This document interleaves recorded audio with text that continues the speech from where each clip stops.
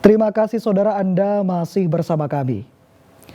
Saudara, puluhan kendaraan wisatawan mengeluarkan asap saat melintas di jalur ekstrim Mojokerto, Kota Batu. Diduga mobil tersebut mengalami kerusakan pada bagian rem. Untuk menghindari kecelakaan, mobil yang bermasalah pada sistem pengereman dipaksa masuk ke dalam rest area oleh polisi dan warga.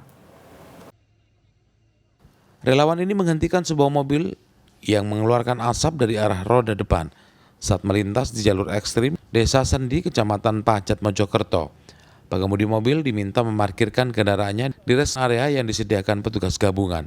Mobil yang terparkir di area peristirahatan ini diduga mengalami masalah pada sistem pengereman sehingga mengeluarkan asap. Hal itu terjadi karena tingginya intensitas pengereman di jalur menurun tajam. Para pengemudi umumnya tidak tahu kampas remnya aus hingga mengeluarkan asap. Mereka bersyukur banyak relawan dan polisi yang berjaga di jalur ekstrim itu dan memperingatkan pengemudi. Penghentian mobil ini dilakukan untuk mencegah terjadinya remblong yang bisa menyebabkan kecelakaan. Tadi di stop itu, katanya asepen soalnya bau angus. Yang bagian mana? Itu bagian depan, yang rem bagian depan. Oh. Tadi kerasanya gimana? Sudah sampai kerasa? Nggak kerasa, di stop tiba-tiba. Itu dibilangin udah berasap dan iya. Udah itu aja terus langsung suruh masuk sini. Berapa orang tadi di dalam? 4 orang. Dari mana? Dari Batu. Dari Batu ya? Iya. Mau ke Cangar bawah ini, ke temen. Ke temen. Bagus sih, kalau nggak tahu kan tadi sampai bawah bahaya itu. Bisa remblong juga. Iya, bisa remblong sampai parah soalnya. Ini nanti mobilnya medik atau mana? Medik. Dia kan nggak ada itu. Isi berapa orang tadi? 4. Kita melakukan penebalan untuk tim urai di sini yang kurang lebih kalau kita total untuk mengantisipasi jalur ini kurang lebih 120 personil saya turunkan khusus untuk mengantisipasi jalur rawan di Pacet dan Transit. Ada beberapa kendaraan yang tertolong sebelum terjadi peristiwa yang kita inginkan dalam hal ini fatalitas. Di lokasi ini jalur penyelamat yang pertama dari arah batasan dengan Batu. Beberapa kendaraan berhenti di sini dikarenakan ada gangguan pengereman. Dan di sini pun kita bekerja sama dengan bengkel Astra Indonesia untuk memberikan edukasi dan pengecekan dan memastikan setelah kondisi normal baru kami izinkan berjalan sehingga diharapkan tidak terjadi fatalitas di jalan pada seluruh pemudik. Jalur dengan tanjakan dan turunan curam ini menghubungkan Kabupaten Mojokerto dengan Kota Batu. Meski ekstrim, banyak pengendara yang melewati jalur ini karena jaraknya lebih dekat. Polisi mengimbau seluruh kendaraan yang melewati jalur ekstrim ini lebih waspada dan segera mengistirahatkan mobilnya jika bermasalah, terutama pada rem. Dia Eko Purwoto melaporkan dari Mojokerto. Saudara, untuk mengurangi kemacetan pada arus balik Lebaran 2024, pemerintah menetapkan tambahan 2 hari libur khusus bagi ASN non-pelayanan publik. Para ASN dibolehkan bekerja dari rumah atau WFH pada tanggal 16 hingga 17 April 2024. Sedangkan untuk ASN pelayanan publik, mereka tetap bekerja dari kantor, maka total libur Lebaran yang ditetapkan oleh pemerintah sebanyak 10 hari.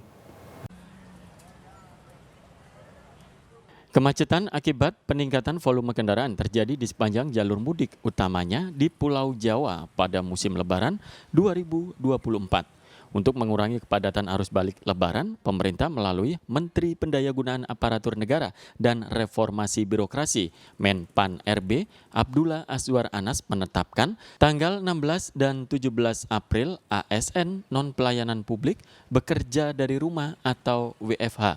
Seperti yang tertuang dalam Surat Edaran Nomor 1 Tahun 2024. Sedangkan untuk ASN pelayanan publik, mereka tetap bekerja dari kantor. Pemerintah sebelumnya telah menetapkan libur dan cuti bersama Lebaran 2024 Idul Fitri 1445 Hijriah sebanyak 6 hari. Ditambah dengan libur akhir pekan sebanyak 4 hari, maka total libur Lebaran yang ditetapkan oleh pemerintah sebanyak 10 hari.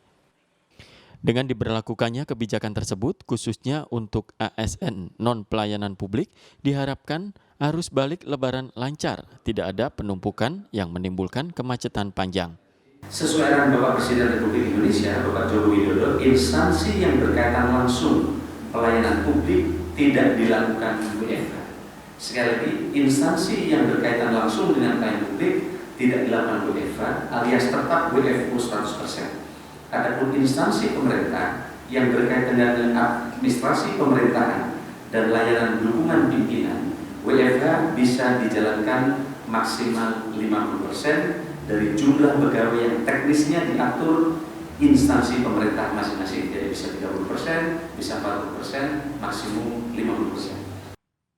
Abdullah Azwar Anas juga menambahkan pihaknya telah berkoordinasi dengan Polri dan Kementerian Perhubungan terkait kebijakan peraturan WFH dan WFO. Taufik Ferdiansyah melaporkan dari Banyuwangi. Saudara, H+5 hari Lebaran beberapa stasiun kereta api di wilayah Daop 8 Surabaya masih dipenuhi penumpang. Hingga Senin siang, jumlah penumpang yang tiba di stasiun mencapai 30.000, sedang jumlah penumpang yang berangkat sebanyak 20.000 orang. Arus balik Lebaran 2024 di wilayah Daop 8 Surabaya hingga Senin siang masih ramai. Bahkan jumlah penumpang yang tiba di sejumlah stasiun di wilayah Daop 8 Surabaya lebih banyak dibanding kemarin. Jumlah penumpang yang tiba di stasiun sebanyak 30.115 orang. Jumlah tersebut meningkat dibanding hari Minggu kemarin 29.000 penumpang. Sedang jumlah penumpang yang berangkat dari stasiun 20.000 orang. Jumlah itu menurun jika dibanding kemarin, yaitu 23.000 penumpang.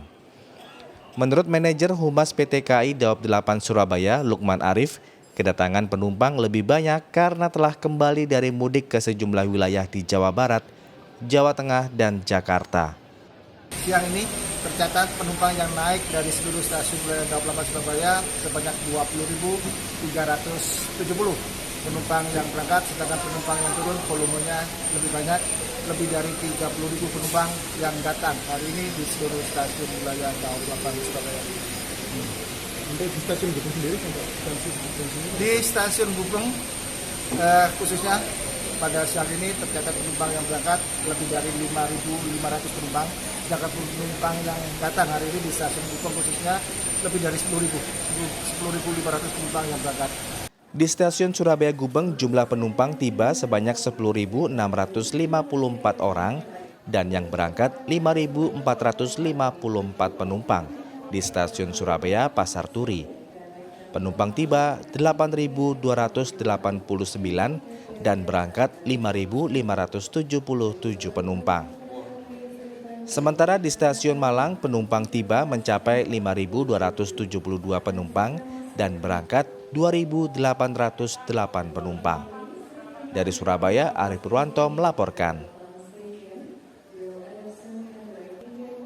Saudara, jelang Lebaran Ketupat yang biasanya dilaksanakan sepekan setelah Idul Fitri menjadi berkah bagi pedagang janur. Sejumlah pedagang janur di pasar tradisional di Lamongan mulai menjamur menjajakan dagangannya. Di Pasar Sidoarjo, Lamongan, pedagang musiman yang menjual janur atau daun kelapa muda untuk dibuat ketupat banyak bermunculan.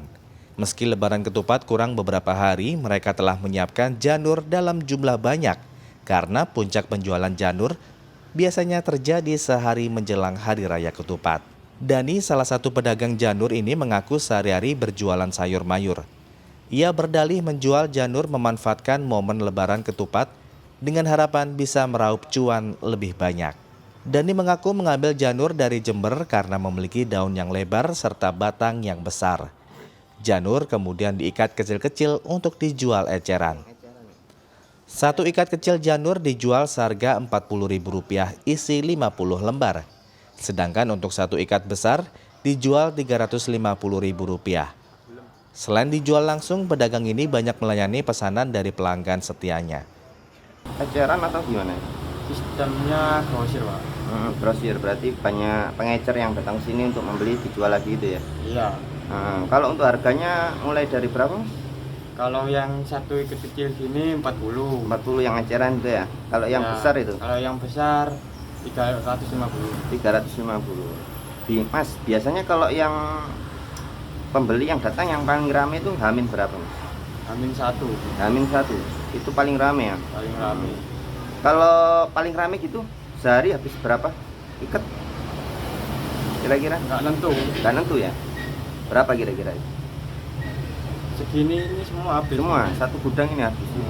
Pedagang berharap lebaran ketupat kali ini bisa membawa cuan lebih banyak dari tahun-tahun sebelumnya.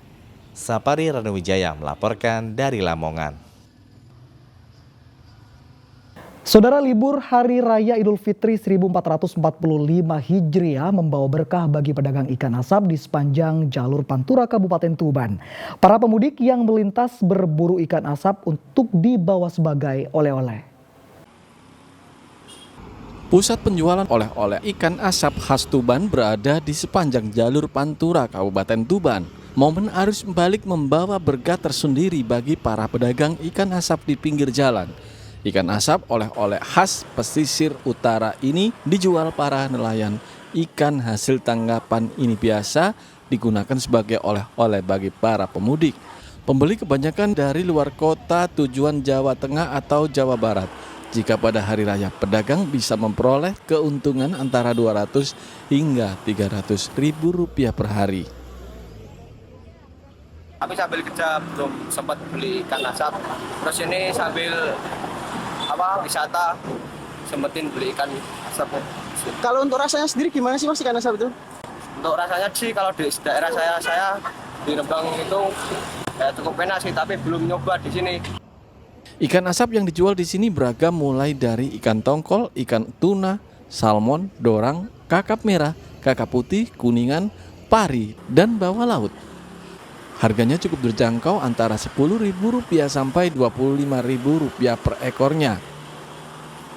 Untuk kisaran harganya tuh mulai berapa sampai berapa, Bu? 25, 15, 10.000 sampai 25. Selama lebaran ini omsetnya mengalami kenaikan nggak, Bu? Ya kenaikan ya.